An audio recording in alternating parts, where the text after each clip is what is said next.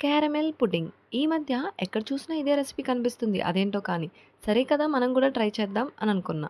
కాకపోతే కొంచెం డిఫరెంట్‌గా నార్మల్ మిల్క్ ప్లేస్‌లో కోకోనట్ మిల్క్ యూజ్ చేసి చేద్దామనుకున్నా.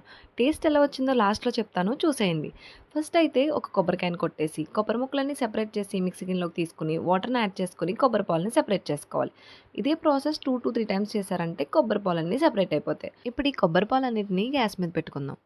పాలనేవి మరిగే లోపులోనే ఒక బౌల్‌లోకి 3 టేబుల్ స్పూన్ కార్న్‌ఫ్లోర్ వేసి, కొంచెం మిల్క్‌ని యాడ్ చేసుకొని లమ్స్ ఏమీ లేకుండా బాగా మిక్స్ చేసి పెట్టుకోండి.